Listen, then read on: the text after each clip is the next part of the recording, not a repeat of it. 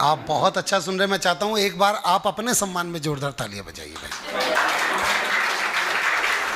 नहीं कि आपके लिए चंद कतरे लहू के लाया हूं, मुरझा गया हूं पर फूल खुशबू के लाया हूं, और आप लोगों को तालियां बजानी ही होगी। मैं घर से पत्नी के पांव छू के आया हूं,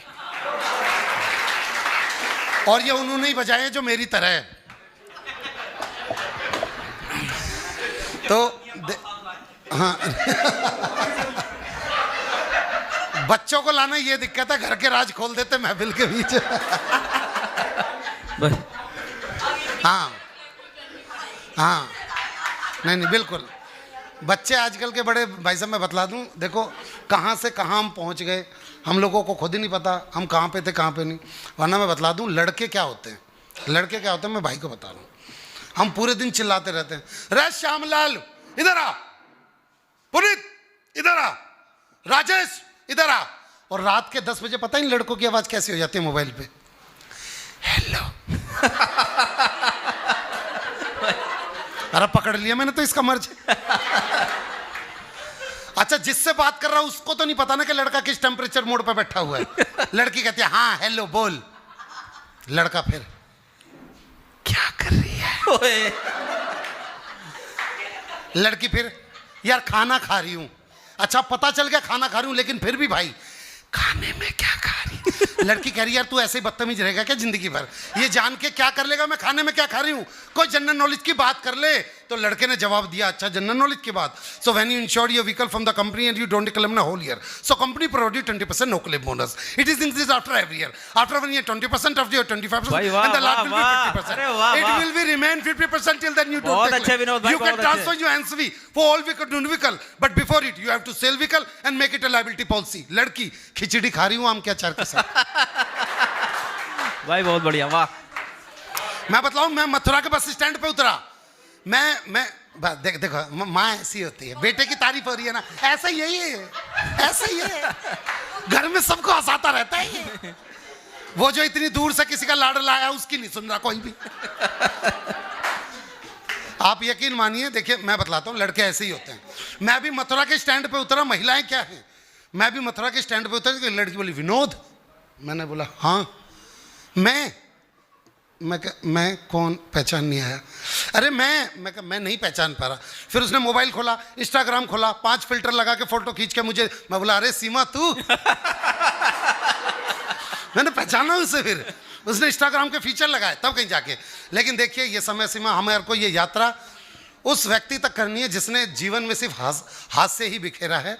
मैं अपनी 5 मिनट की भूमिका आपके बीच में रखना चाहता हूं। स्वागत। और देखिएगा क्या होता है, आप में से बस मुझे एक बार हाथ उठा के मुझे बताइएगा कितने लोग ये जानते हैं, ये प्रथा आज भी दिल्ली में और हरियाणा में है, यूपी में भी होगी कहीं पे, कि जब लड़की की विदाई होती है तो लड़की का मामा लड़की को गोद में उठा के डोली वाली कार तक छोड़ के आता है। एक बार हाथ उठा के बताइए,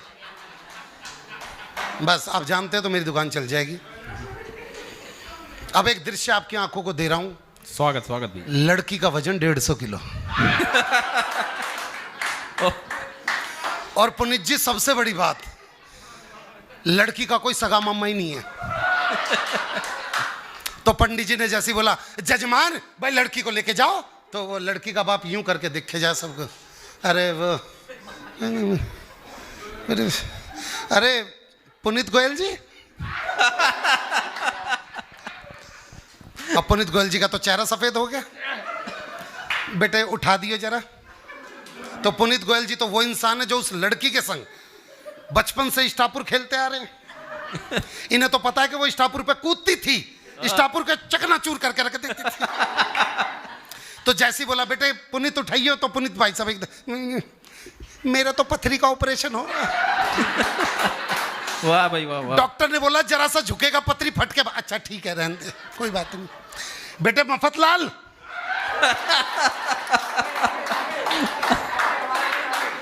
इसलिए तो वहां पे आवाज मार रहा हूं, मुझे पता है। अरे मफतलाल बेटा उठा दियो। अच्छा मफतलाल तो बेचारे इतने घबरा गए 150 किलो से, ये भूल ही गए मैं आदमी हूं औरत हूं। जैसे बोला बेटे मफतलाल उठाई, तो मफतलाल मेरा तो 7वां महीना चल रहा है। तेरा? अच्छा ठीक है। अब ऐसे में आपने देखा होगा शादियों में कोई भी मदद के लिए आ जाता है। अब उस शादी में बाबूलाल डींगिया जी भी थे। वो इधर है। हाँ, कहाँ पे? यहाँ पे ये भी थे। ये ऐसे व्यक्ति ये कह रहे हैं बाबूजी, ये वहाँ शादी में कोई भी मदद के लिए आ जाता है, पीछे पीछे सबसे कह रहे बाबूजी मेरे लायक कोई काम हो तो बताना है, बाबूजी मेरे लायक। तो सब पीछे वालों ने बोला भैया आगे जा, आगे काम होगा। ये आगे आगे पहुँचते पहुँचते लड़की के बाप तक आगे, कह रहे बाबूजी मेरे लायक कोई काम हो तो बताना। अब काम तो इसका इंतजार कर रहा था। लड़की के बाप बोला जा छुटकी को लेके जा। अब इन्होंने छुटकी देखी, कह रहे कहाँ अंकल जी यहाँ पे? भाई वाह वाह वाह वाह वाह, बहुत खूब, वाह वाह वाह। क्या करना है अंकल जी? हैं? उठाने? अंकल इसको तो उठाने में मैं उठ जाऊंगा। और छुटकी ना आए हो, यह तो मुटकी है। वाह वाह वाह। पर सबने बोला नहीं, देखो मफतलाल जी की मिसेस बैठी हुई, उन्होंने बोला भैया बाबूलाल भैया अब तुमने बोल दी, अब तुम्हें उठानी पड़ेगी। तो बाबूलाल डींगिया जी ने उठाने की छोटी सी कोशिश की, तो रीढ़ की हड्डी में से चटक की आवाज आई। पर तभी ये आशिका नाम की लड़की आई और इसको लगा ये अंकल जी उठा नहीं पा रहे, इसने सुल्तान फिल्म का गाना गाया इसका कॉन्फिडेंस बढ़ाने के लिए। अंकल जी खून में तेरे मिट्टी, वाह वाह, मिट्टी में तेरा खून, ऊपर अल्लाह नीचे धरती बीच में तेरा जुनून। भाई साहब बाबूलाल डींगिया जी ने लड़की उठा ली।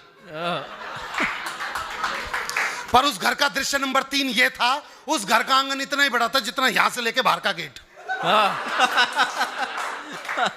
ये लड़की को जैसे तैसे करके लेके जा ही रहे थे, क्या आधे रास्ते में लड़की के मन में फिर मां के प्रति प्यार जग गया।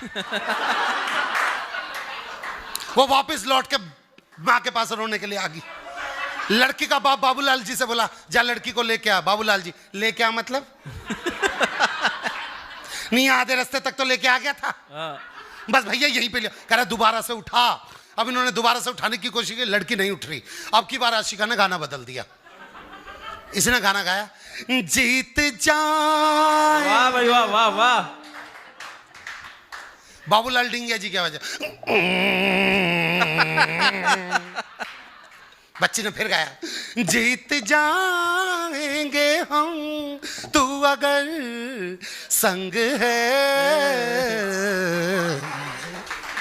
बाबूलाल जी की आवाज हर कदम एक नई जंग। थोड़ा सा आगे बढ़ा तो उस लड़की की बड़ी बहन जो कि 175 किलो की थी, उसने अपना 25 किलो का हाथ उसी कंधे पर रख दिया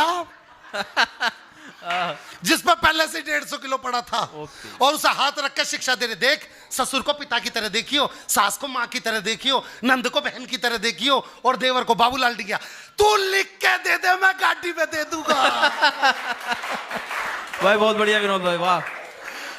थोड़ा सा आगे बढ़ा तो लड़की का बाप रो रहा करा हो मेरी फूल सी बच्ची। अच्छा फूल सुन के तो बाबूलाल जी का खून सूख गया। कह रहा कौन सी बच्ची? लड़की फूल सी, फूल सी।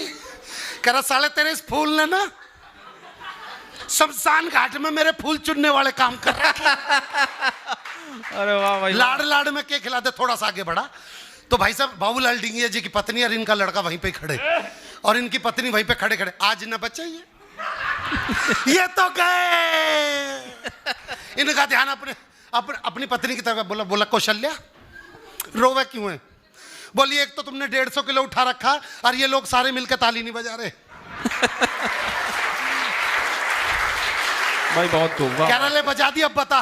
कह रही बोलना के है आज, या तो ये विदा हो जाएगी या फिर मैं विधवा हो जाऊंगी और होना के। वाह वाह वाह।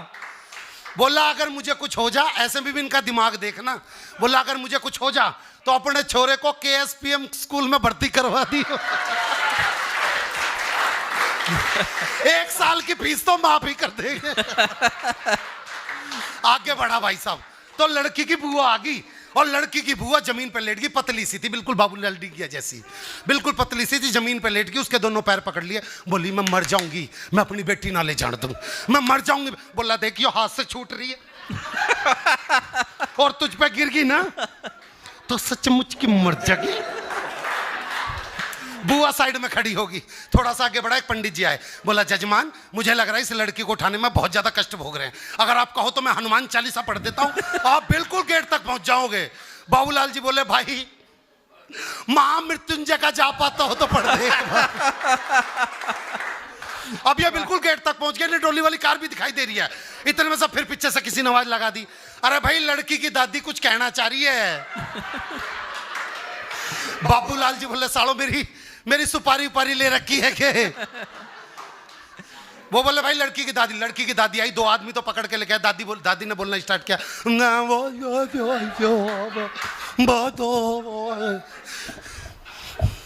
भैया क्या कह रही है यू हैं, क्या कह रही है? कह रहे भैया बुजुर्ग औरत है सांस फूल रही है। कह रहा सालो किसी की सांस उखड़ भी तो रही है।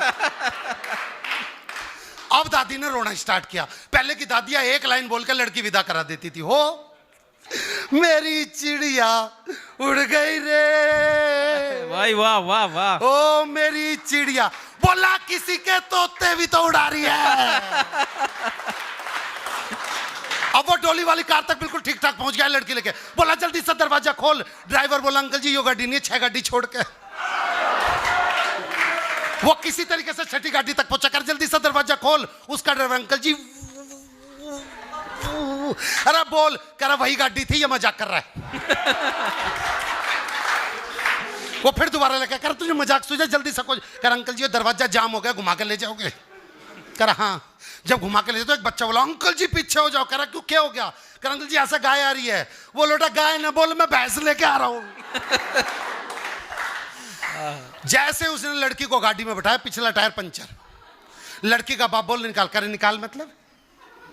अंकल जी ये तो ठुस्सी बहुत मुश्किल से है, पर किसी तरीके से गाड़ी कटवाई गई, लड़की बाहर निकलवाई और जेसीबी पे विदा हुई। अगले ने चैन की सांस ली। लड़की का बाप बोले बेटे चैन की सांस क्यों ले रहा है? अभी गांव का एक चक्कर करके फिर घर में जाएगी, तुझे फिर लेके आना पड़ेगा।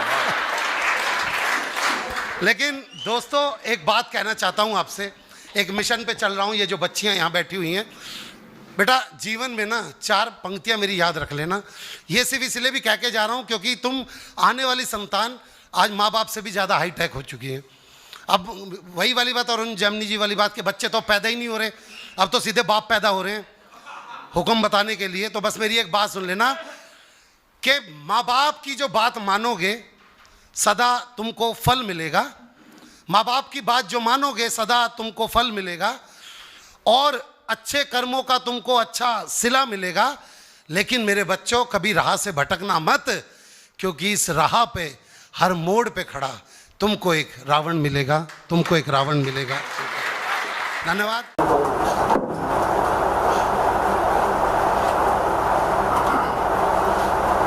अध्यक्ष त्यागी जी, राजेंद्र कंकल जी, दोनों को बहुत बहुत बधाई और शुभकामनाएं देता हूँ अच्छे बड़े पद पर पहुँचने की, और ये कामना करता हूँ ईश्वर से कि ये और भी बहुत बड़े पद पर जाएं। हम लोग एक बार तालियां इनके लिए बजाएं। राजेश भाई बोल के गए अभी कि हमें एहसास हो रहा है कि हमारे कंधों पर स्टार बन गए। एहसास तो मुझे भी हो रहा है, पर ये रिटायरमेंट की उम्र में जाके एहसास हो रहा है।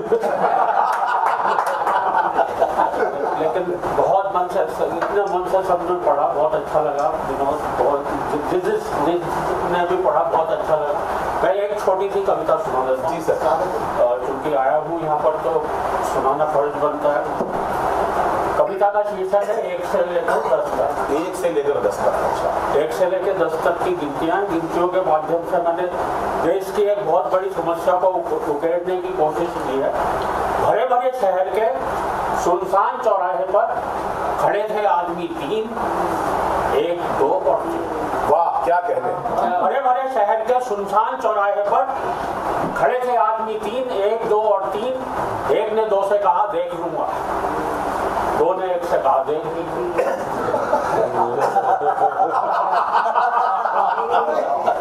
एक ने 2 से कहा देख लूंगा, 2 ने 1 से कहा देख लियो, 3 उन दोनों को देख रहा। भाई क्या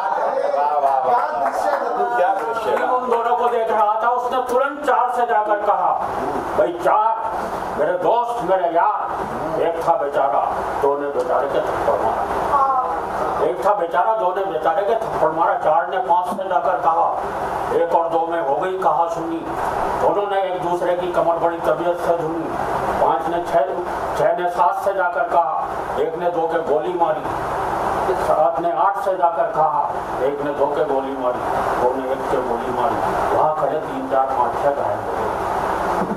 3 4 5 6 मैं वहीं से भागा आ रहा हूँ, मैं वहीं से भागा आ रहा हूँ, तेरी हालत अपनी आंखों से देख कर आ रहा हूँ। और दोस्तों 8 की आंखों में एक विशेष चमक आई, उसने 9 से सिर्फ इतना कहा, एक हिंदू था 2 मुसलमान, इस बात पर शहर का एक एक मकान न रहा, बस बन गया था खान।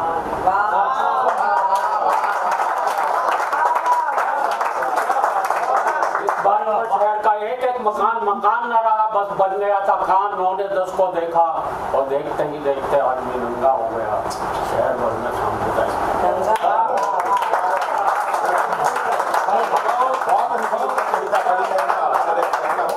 और हमारे बीच में बस ज्यादा समय नहीं लूंगा। हालांकि मैं ये मानता हूँ कि जो पूरा समय हरविंदर पाल गोष्ठी में ना बैठे उसको कविता पाठ नहीं करना चाहिए, मैं सिद्धांत को मानता हूँ। ठीक है, परंतु आज मुझे लगता है कि आप मुझे इसलिए क्षमा करोगे कि मैं हंसराज वर्धन के काम से गुड़गांव जा रहा हूँ। जी बिल्कुल पूरी करके जाऊंगे। सुनिए, घर आंगन आधार हमारे बाबूजी,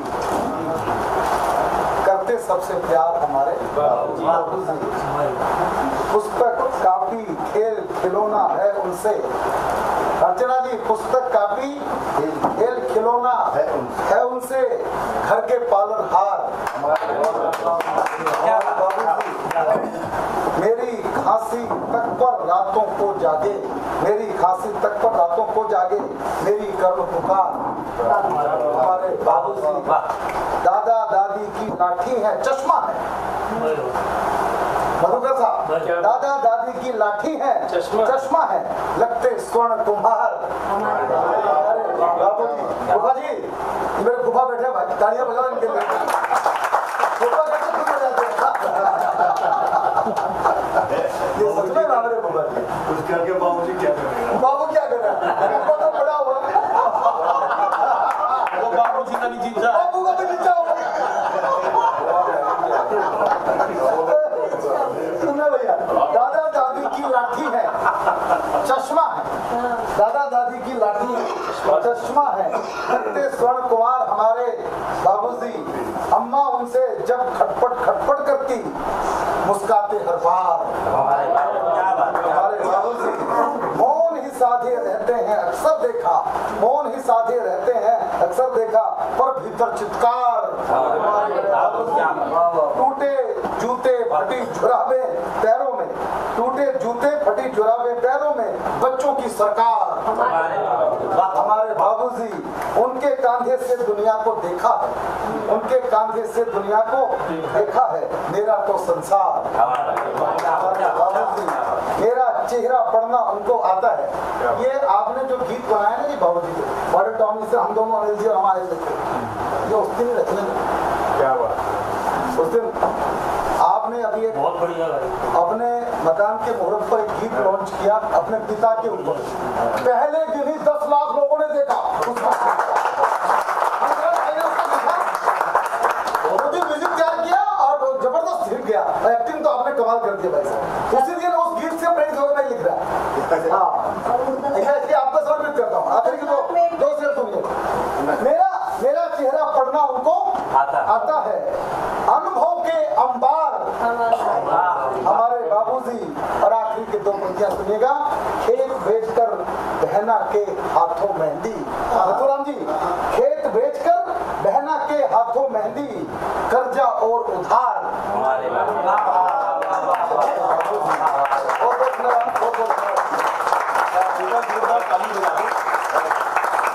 दोस्तों 5:15 बजे का समय होगा। मेरा मन है कि हम 6 बजे इस गोष्ठी को बिल्कुल वाइंड अप कर दें। अगर आप और चलाना चाहते हो तो मेरा तो ऊपर ही घर है, 12 बजे तक चला। तो आप ये देखो क्या 6 बजे तक चलाई जाए, क्योंकि मैं नहीं चाहता कि कोई भी गोष्ठी किसी के लिए भी कोई काम बोझ ना हो। जहाँ रहो 100% रहो, जिसे जाना है वो जाएगा, जिसे रहना है वो यहाँ पर रहेगा, लेकिन ऐसा ना हो कि गोष्ठी एक बोझ बन जाए। अगर ये गोष्ठियां भी बोझ बनने लगी तो हम आगे भविष्य में करेंगे क्या? हमें ये समझ में नहीं आता जिस काम से हमें शोहरत, दौलत, पैसा सब कुछ मिलता है वो हमारे लिए इतनी आवश्यक क्यों नहीं है।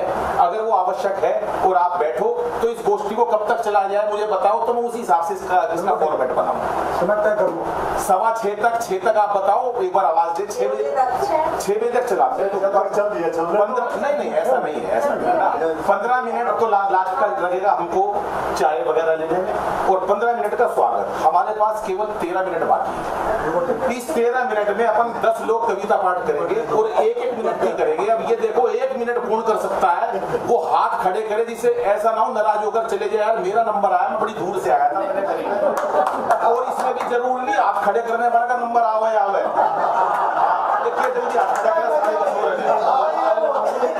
एक बार हाथ खड़ा करे जिसको कविता पाठ करनी है, क्योंकि मैं शॉर्टकट में चाहता हूँ। उर्मिल जी हैं हमारे, वो हैं, आप पढ़ेंगे, लेडीज जेंट्स एक हेमंत पढ़ेगा, और कौन पढ़ेगा? 4 लोग हैं, रविंदर भाई 5, चलो 6 लोग हो गए हमारे। 6 लोग दोस्तों, ये आपका वादा है, आप 2 मिनट से ज्यादा कविता नहीं पढ़ेंगे।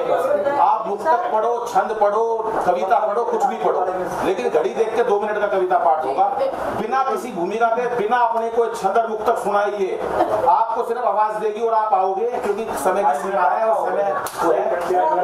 मनीष भाई भी उसको ये 2.5 मिनट बहुत काम किए, 50 मिनट बचाएंगे। तो मैं चाहता हूँ तो एक बार सबसे पहले मैं हेमंत को आमंत्रित करता हूँ। हेमंत भाई आओ, 2 मिनट की अपनी कविता सुनाओ।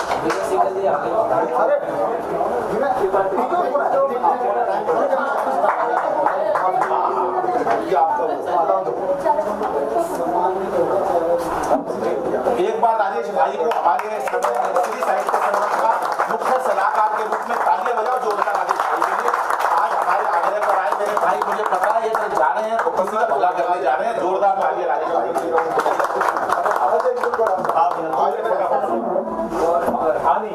बहुत अच्छे। आदरणीय सौरभ जैन जी हमारे इस काव्य मंच के, काव्य समाज के पहले कवि हैं भारत के, जो रोज शाम को 2 कवि सम्मेलन करते हैं। भाई साहब, पहला कवि सम्मेलन खत्म होता है, आयोजक से बोलते हैं भाई साहब यहाँ का हो गया, दूसरे में जाऊं, भाई साहब यहाँ का हो गया, दूसरे में जाऊं। इनको ये लाइन बोलने की आदत हो गई कि भाई साहब यहाँ का हो गया, दूसरे में जाऊं, यहाँ का हो गया, दूसरे में जाऊं। अब भाभी जी ने करवा चौथ पे व्रत रखा हुआ था इनके लिए, उन्होंने जैसे ही थाली घुमाई, सौरभ भैया बोले यहाँ का हो गया, दूसरे में जाऊं। तालियां तो इस बात पे बजाना, अगले 15 दिन तक मैं और प्रतीक गुप्ता इनके लिए हॉस्पिटल में दूध और केले लेके गए थे भाई। और प्रतीक गुप्ता कौन सा दूध का धुला है? प्रतीक गुप्ता जब 12वीं पास हुआ था, हो गया था ना, हो गया। हाँ, तो जब ये 12वीं पास हुआ था, लड़कियों को कॉलेज के बाहर जाके खड़ा हो जाता था, और जैसे लड़कियों की कॉलेज से छुट्टी होती थी, प्रतीक गुप्ता लड़कियों से बोलता था कि जब तक तेरा भाई जिंदा है तुझे कोई हाथ नहीं लगा सकता। इनके इलाके में कोई लड़का किसी लड़की को छेड़ दे, प्रतीक गुप्ता लड़के को बहुत मारता है और फिर लड़की से बोलता है कि जब तक तेरा भाई जिंदा है तुझे कोई हाथ नहीं लगा सकता। इसको भी ये लाइन बोलने की आदत हो गई कि जब तक तेरा भाई जिंदा है तुझे कोई हाथ नहीं लगा सकता, जब तक तेरा भाई जिंदा है तुझे कोई हाथ नहीं लगा सकता। घर वालों ने शादी करवा दी। मैं सही बतला दूं, देखिए मैं और मंजू जी होटल के बाहर खड़े थे, जिस होटल में आपने भाई साहब व्यवस्था करवाई है, मैं और मंजू जी उस होटल के बाहर खड़े थे।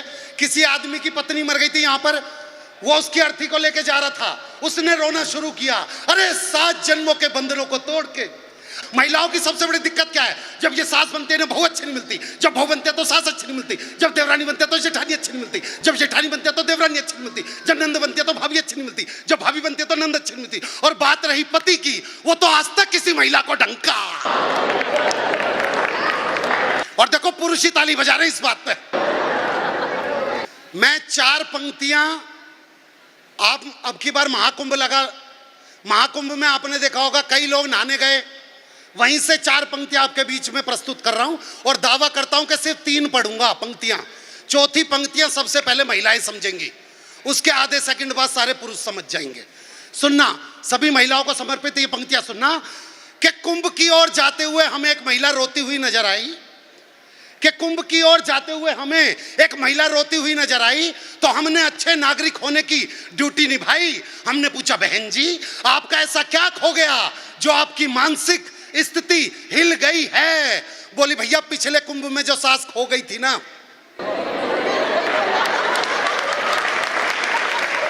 ये बहुत अच्छा समझ में आ रहा है। हरिद्वार की तरफ 2 बसें जा रही थी, आगे वाली बस में सारी सास, पीछे वाली बस में सारी बहुएं, तो सास वाली बस खाई में गिर गई। देखो, इसे कहते हैं दूसरों की खुशी में अपनी खुशी ढूंढना। जब भी मैं चुटकुला पढ़ के नीचे उतरता हूं, कम से कम 4 नई नवेली बहुएं आके पूछती हैं, भैया कौन से टूर एंड ट्रैवल से भेजी थी तुमने अपनी सास? तो जैसे ही सास वाली बस खाई में गिरी, बहू वाली बस में एक बहू ने रो रो के, हो मेरी सास, हो मेरी सास। सबने बोला, ओहो तू तो बहुत प्यार करती थी। कह रही, ना मेरी वाली तो आई ना। बहुत अच्छा। महिलाओं का, मैं इस क्षेत्र में भाई साहब दूसरी बार आया हूं। पहली बार मैं यहाँ के पुलिस स्टेशन में बुलाया गया था और उन लोगों ने मेरी कविता सुनी जो किसी के बाप की नहीं सुनते। उसके बाद उन्होंने मुझे पेमेंट भी दी। उस दिन मुझे पता चला कि यहाँ की पुलिस देती भी है। उन्होंने मुझे खाकी कलर के लिफाफे में पेमेंट दी। अब मैंने देखने के लिए कि पुलिस वालों ने कितने पैसे दिए हैं, उस लिफाफे का छोटा सा कोना फाड़ा था। तभी पीछे से कांस्टेबल ने मेरी गुद्दी पकड़ ली, बोला, बेटे सरकारी कागज फाड़ दिया।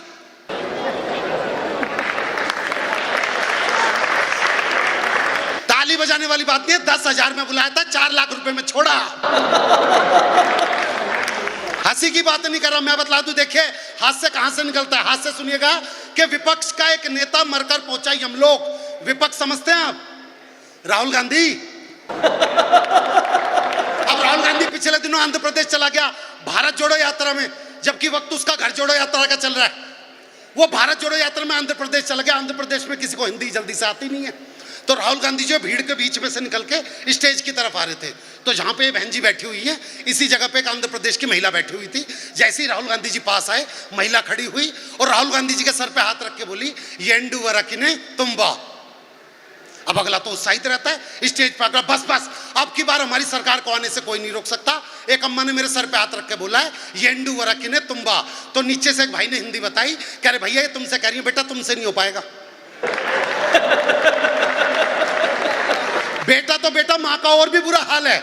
माँ एक जगह पे भाषण दे रही थी कि हमारे बंगाल में जो गड्ढे हैं वो गुलाम नहीं आजाद हैं। बगल में भाषण लिखने वाला भाग के आया, बोला मैडम ये लाइन यूं है कि हमारे बगल में जो खड़े हैं वो गुलाम नबी आजाद है। परिस्थितियां हमारे घर से निकली और हमारे घर से निकल के इतनी फैल गई भाई साहब। 4 पंक्तियां देता हूं आपके बीच में कि दिल्ली की एक लड़की ने दूसरी लड़की से पूछा कि तू जिस लड़के से प्यार करती थी तूने छोड़ क्यों दिया। बस ये याद रखना, इस वक्त दिल्ली का जो पहला सीएम था उसको दिमाग में रखना। और ये 4 पंक्तियां सुनना। दिल्ली का जो पहला सीएम था उसको दिमाग में रखना कि दिल्ली की एक लड़की ने दूसरी लड़की से पूछा कि तू जिस लड़के से प्यार करती थी तूने छोड़ क्यों दिया।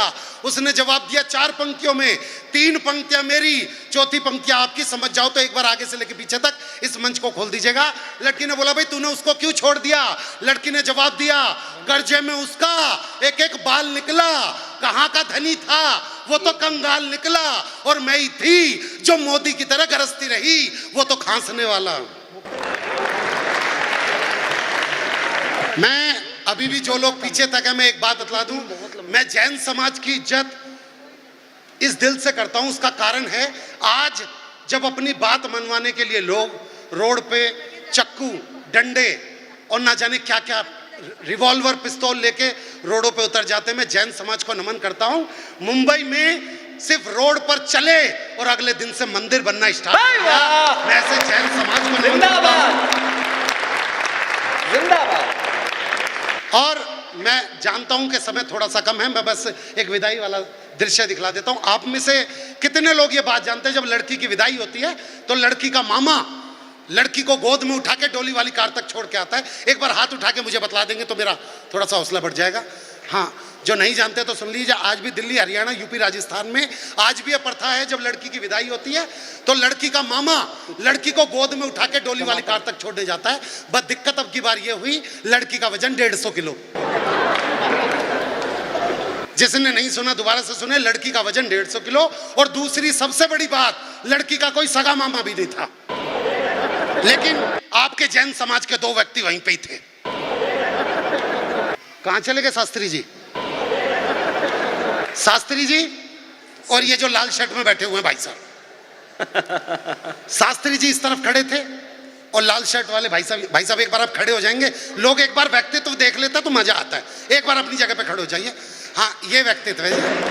हाँ, तो शास्त्री जी इस तरफ खड़े थे, ये वाले भाई साहब इस तरफ खड़े थे। लड़की के बाप ने, जैसे पंडित जी ने बोला, जजमान भाई लड़की को लेके जाओ। अब कोई सगा मामा तो था नहीं, लेकिन ये 2 व्यक्ति वहीं पे थे। पहले शास्त्री जी से बोला, बेटे शास्त्री, बेटा उठा दियो बस जरा, थोड़ी सी देर की बात है। तो शास्त्री जी तो वो व्यक्ति हैं जिन्होंने उस लड़की को 25 किलो से 150 किलो हुआ प्रतिदिन देखा था। शास्त्री जी तो वो व्यक्ति हैं जिन्होंने उस लड़की को पार्क में रस्सी कूदते हुए देखा था और जमीन को 2 फुट नीचे धंसते हुए देखा था। तो जैसे ही शास्त्री जी से बोला, बेटा शास्त्री उठा दियो, तो शास्त्री जी, वो मेरा तो पथरी का ऑपरेशन हुआ है, डॉक्टर बोले थे कोई भारी चीज मत उठाइयो नहीं तो टाके टूट जाएंगे। अच्छा कोई बात। इधर अपने लाल शर्ट वाले भाई साहब खड़े थे। लाल शर्ट वाले भाई साहब से बोला, बेटे तू उठा दियो जरा। ये बेचारे 150 किलो के चक्कर में ये भूल गए मैं आदमी या औरत हूं।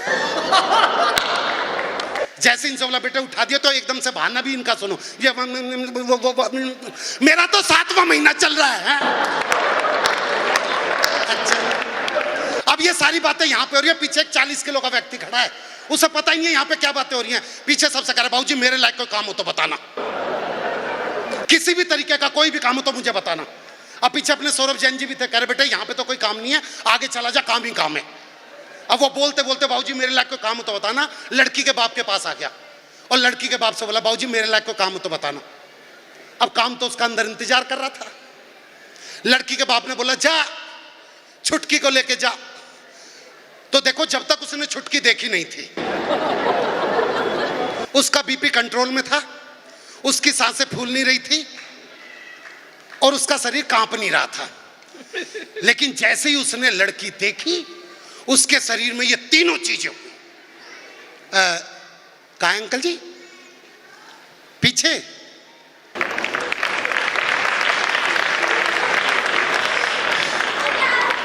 ये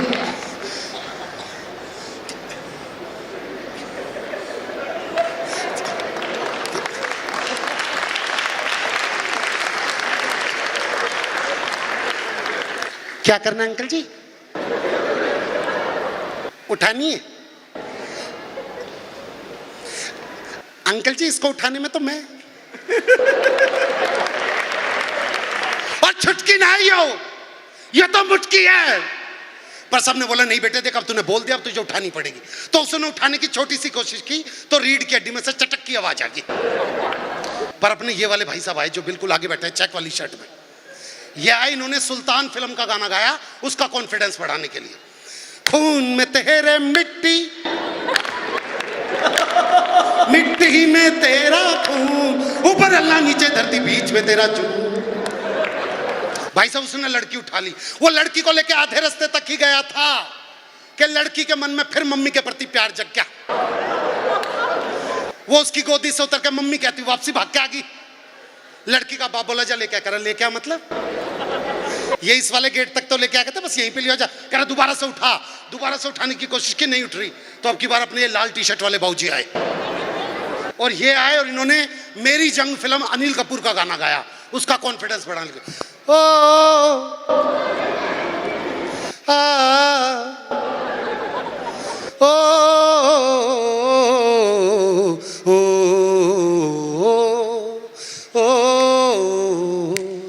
जीत जाएंगे हम। अब जिसने उठा रखी थी उसकी आवाज थोड़ा सा आगे बढ़ा तो उस लड़की की बड़ी बहन जो कि 180 किलो की थी, उसने अपना 40 किलो का हाथ उसी कंधे पर रख दिया जिस पर पहले से 150 किलो पड़ा था, और हाथ रख के उसे शिक्षा दे रही है, देख ससुर को पिता की तरह देखियो, सास को माँ की तरह देखियो, देवर को भाई की तरह देखियो। और नंद को वो बोला, तुम लिख के दे दो मैं गाड़ी में दे दूंगा।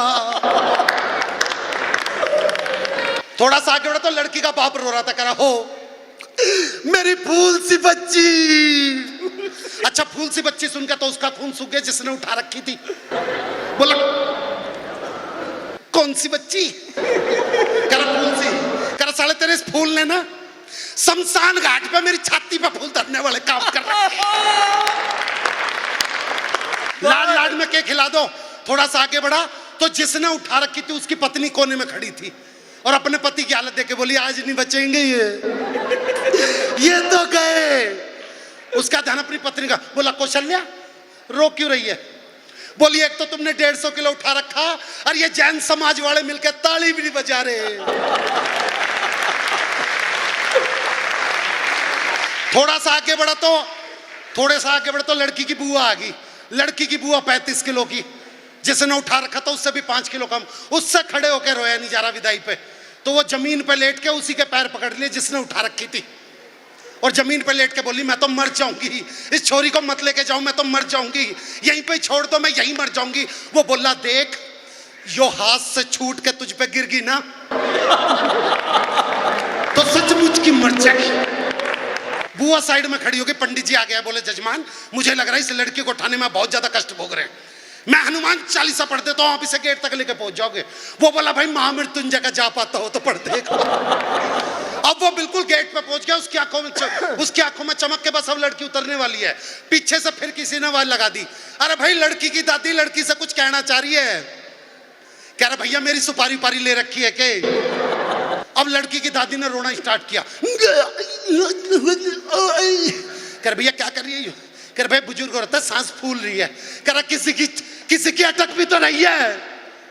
अब दादी ने एक गाना गाया, उस एक गाने पे जो मोस्टली 80 साल और 90 साल की जितनी भी हमारी बुजुर्ग औरतें होती है वो विदाई पे यही वाला गाना गाती है। उन्होंने बोला हो मेरी चिड़िया उड़ गई रे, बोला किसी के तोते भी तो उड़ा रही है। मगर दोस्तों एक बात जाने से पहले जरूर कहना चाहूंगा कि हमसे ये जो छोटी छोटी बच्चियां यहाँ पे मैं खेलते हुए देख रहा हूँ, ये छोटी बच्चियां बेटा बाहर एक ऐसा माया जाल चल रहा है। लोग मुसलमान लोग हिंदुओं के नाम रख के हमारी बहन बेटियों को फंसा रहे हैं प्रेम के जाल में। तो बस इन छोटी छोटी बच्चियों के लिए 4 पंक्तियां कि सुंदर सपन सलोने चुनना बुरे ख्वाब को मत चुनना। वाह। सुंदर सपन सलोने चुनना बुरे ख्वाब को मत चुनना, और खोदे जो पहचान तुम्हारी उस नकाब को मत चुनना, और रवि सूर्य दिनकर को चुनना आफताब को मत चुनना।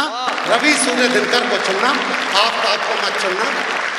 और अगर जहां मैं 4 पंक्तियां बेटियों को समझाते हुए कहता हूं, यहाँ पुरुष समाज बैठा हुआ है, ये बेटे बैठे हुए हैं छोटे छोटे, मैं इनको भी एक बात कहना चाहता हूं। अगर आप चाहते हैं हमारे को अपना दृष्टिकोण बदलना होगा, मैं सिर्फ 4 पंक्तियां पुरुषों को देके अपनी जगह पर बैठता हूं कि खुद अपने चरित्र पर ही मूंग दल रहे हो तुम, खुद अपने चरित्र पर ही मूंग दल रहे हो तुम, अच्छे हो तो क्यों फितरत बदल रहे हो तुम, अगर एक लड़की तुम्हें देख के रास्ता बदल रही है तो ये जान लो गलत रास्ते पे चल रहे हो तुम, ये जान लो गलत। धन्यवाद।